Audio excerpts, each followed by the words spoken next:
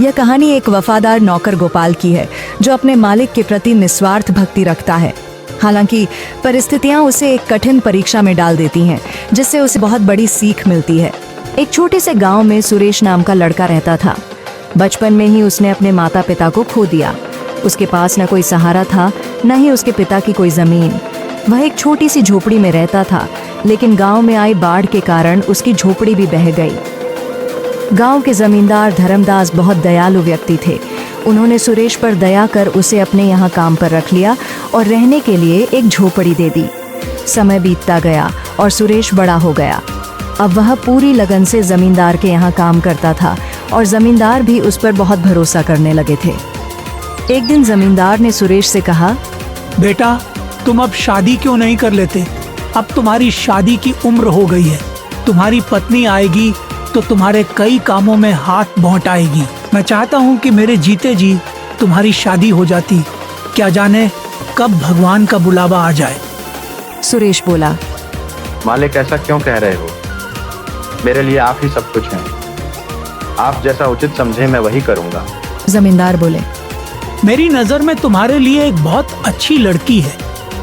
शादी के खर्च की चिंता मत करना, वह मेरी जिम्मेदारी होगी। सुरेश झिझकते हुए बोला, जो भी आपका निर्णय होगा वह मेरे भले के लिए ही होगा। आप मेरे पिता समान हैं।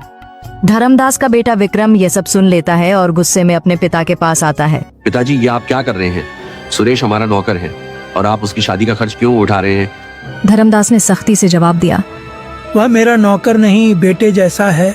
विक्रम चिढ़कर बोला, आप मेरे पिताजी हैं या उसके? धर्मदास नाराज होकर बोले, जब मैं बीमार था तब कहाँ गया था तुम्हारा अपनापन? तब सुरेश ने मेरी कितनी सेवा की थी। वह दिन रात मेरी देखभाल करता था और तुम अपने शौक में मस्त रहते थे।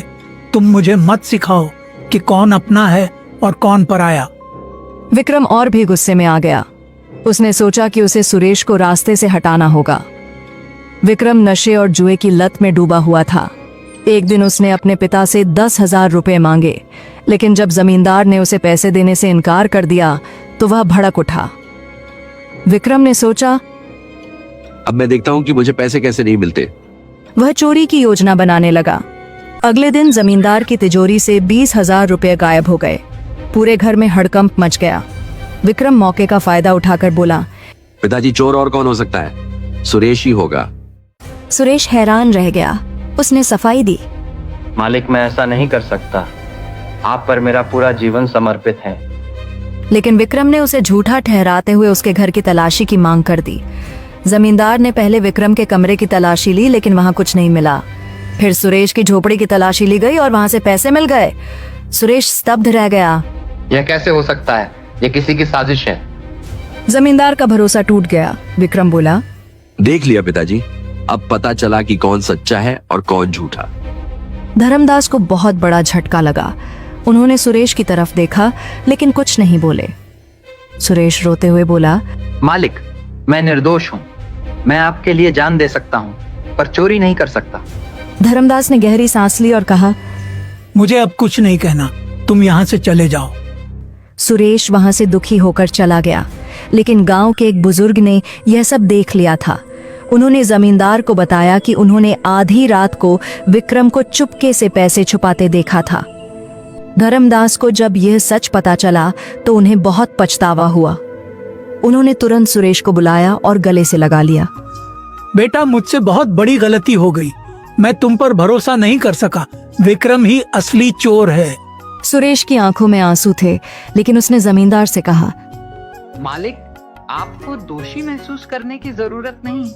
आपके लिए तो मैं जान भी दे सकता हूँ। धर्मदास ने विक्रम को घर से निकाल दिया और उसे अपनी गलती सुधारने का आदेश दिया। विक्रम का झूठ उजागर हो चुका था। गांव के लोग जमींदार के फैसले की सराहना करने लगे। सुरेश को फिर से जमींदार ने अपने साथ रख लिया और उसे अपना उत्तराधिकारी बना लिया। इंसान की असली पहचान उसके कर्मों से होती है, न कि उसकी संपत्ति से।